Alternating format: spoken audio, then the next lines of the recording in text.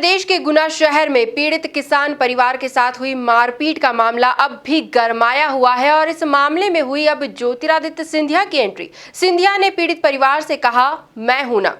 इसी खबर के साथ शुरुआत करते हैं इस खास पेशकश की। स्वागत आपका एमपी न्यूज टीवी पर, मैं हूं निधि आपके साथ। जी हां, गुना का बहुचर्चित मामला जो है वो अब भी गरमाया हुआ है, राजनीतिक सुर्खियां भी बन रही है इसे लेकर। और अब इस मामले में हुई है ज्योतिरादित्य सिंधिया की एंट्री। उन्होंने पीड़ित परिवार से बातचीत की है और उन्हें आश्वासन दिया है, मैं हूं ना। जी हाँ, इसी को लेकर अधिक जानकारी के लिए आइए सीधे जुड़ते हैं हमारे संवाददाता राहुल से। राहुल, बताएं क्या कुछ अपडेट्स हैं।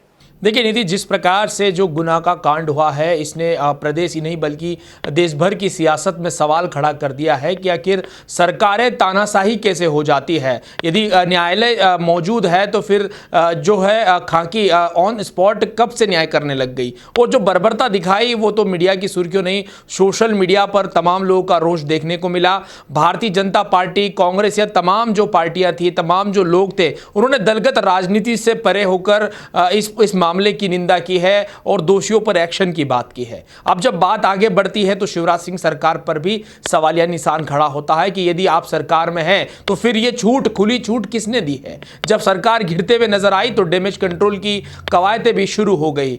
शिवराज सिंह चौहान सरकार ने धीरे धीरे अधिकारियों पर तो गाज गिराई, डीआईजी, कलेक्टर से लेकर तमाम अधिकारियों को सस्पेंड कर दिया, लेकिन मामला इतना हल्का नहीं था कि शांत हो जाता। मामले ने फिर तूल पकड़ा, तमाम बयानबाजियां आई, लेकिन बयानबाजियों के बीच जो सबसे बड़ी बात है जो कि सुर्खियां बन रही है वो है ज्योतिरादित्य सिंधिया का बयान। जिस प्रकार से ज्योतिरादित्य सिंधिया अपनी अलग राजनीति के लिए जाने जाते हैं और सिंधिया परिवार का एक यूं कहे कि एक अपना प्रभाव क्षेत्र है गुना। ऐसे में ज्योतिरादित्य सिंधिया ने कमान संभालते हुए कहा, उन्होंने पीड़ित परिवार से बात की। मैं आपको बताना चाहूंगा कि हाल ही में जो घटना हुई है, पीड़ित परिवार हॉस्पिटल में एडमिट है और मंत्री महेंद्र सिसोदिया जो कि सिंधिया के काफी करीब माने जाते हैं, वो वहां पहुंचते हैं और पीड़ित परिवार से कहते हैं कि आप टेंशन ना ले, पूरा यूं कहे सरकारी महकमा और सिंधिया परिवार आपके साथ में खड़ा है। और लगे हाथ। अब सिंधिया की बात करें तो सिंधिया ने पीड़ित परिवार से फोन पर चर्चा की और बात बताई कि आप कोई किसी प्रकार की समस्या ना ले, टेंशन ना ले, सिंधिया परिवार की जिम्मेदारी है आपकी रक्षा करना और यदि कोई कुछ होता है तो सिंधिया परिवार आपके साथ। यानी कुल मिलाकर जो फोन पर चर्चा हुई अब वायरल हो रही है, जिसमें सिंधिया कहते हुए नजर आ रहे हैं, मैं हूं ना। यानी साफ तौर पर फिल्मी जुमला जरूर है, लेकिन फिलहाल जो सियासत चल रही है उसमें डैमेज कंट्रोल की कोशिश की जा रही है। और सबसे बड़ी बात है कि ज्योतिरादित्य सिंधिया ने फोन कर पीड़ित परिवार को कहा कि आप टेंशन ना ले, सिंधिया परिवार आपके साथ है। लेकिन इस बीच निधि, जो सबसे बड़ी बात सामने आई है कि पीड़ित परिवार ने कहा है कि हमें न्याय देने की तो बात दूर की है, हम पर ही केस कर दिया गया है। तो उन्होंने इस बात को भी गंभीरता से सोचते हुए, निर्णय लेते हुए कहा है कि आप टेंशन ना लें, हम इसे सब देख लेंगे, मैं आऊंगा, सब कुछ ठीक हो जाएगा। यानी साफ तौर पर एक जो पीड़ित परिवार का जो दर्द था उसे बांटने की कोशिश की है ज्योतिरादित्य सिंधिया ने और साफ तौर पर उन्हें दिखा दिया है कि अगर गुना में कुछ होगा तो सबसे पहले ज्योतिरादित्य सिंधिया उसके लिए मैदान में खड़े हुए नजर आएंगे। तो गुना जो कि गढ़ माना जाता है सिंधिया का, वहां पर एक बार फिर यही बात सामने आ रही है कि वहां के जो लोग हैं, वहां की जनता को वे अपने परिवार की तरह मानते हैं और पीड़ित परिवार को वे आश्वासन भी देते हुए नजर आए। लेकिन जहां तक कि इस पूरे घटनाक्रम की बात है तो देखा जा रहा है कि विपक्ष, कांग्रेस की हम बात कर रहे हैं, इसे लेकर पूरी तरह से हमलावर है। एक के बाद एक सवाल उठाए जा रहे हैं, जांच की मांग की जा रही है और भी कई परतें खुलती जा रही है। आपको क्या लगता है कि क्या इसे उपचुनाव से जोड़कर भी रखा जाएगा आगे? निश्चित तौर पर निधि, जिस प्रकार से आगामी उपचुनाव होने हैं, प्रदेश की 25 सीटों पर यह निर्णय होना है कि आगामी दिनों में सरकार पर, सत्ता पर कौन काबिज रहेगा। ऐसे में एक बड़ा निर्णायक मोड़ है उपचुनाव। और सबसे बड़ी बात है निधि कि ये जो मामला है उसके 3-4 पहलुओं को हमें बड़ी गंभीरता से देखना होगा।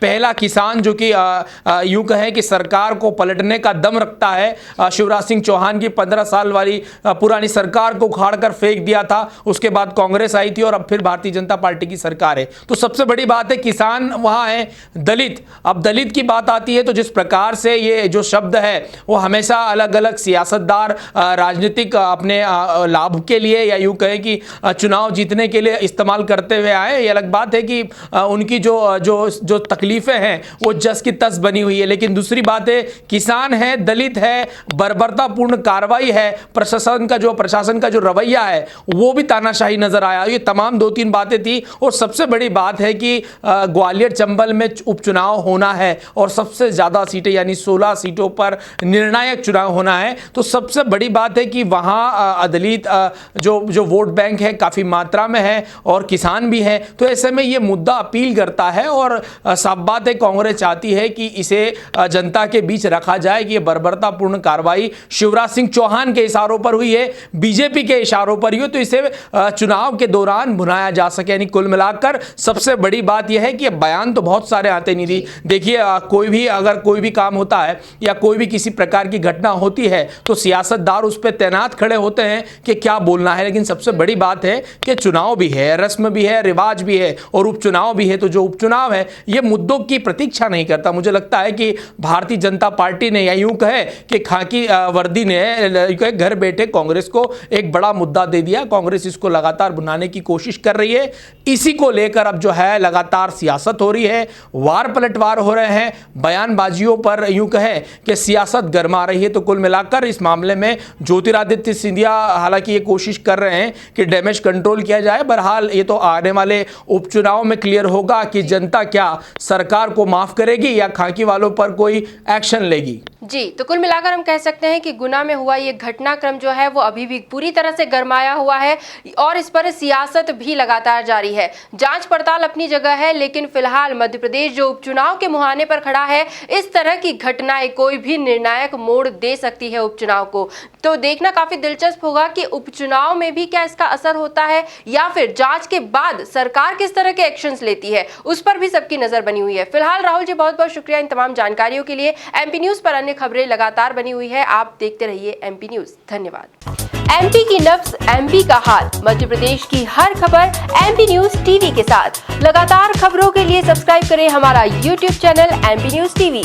लेटेस्ट अपडेट्स के लिए बेल आइकन दबाना जरा भी न भूलें।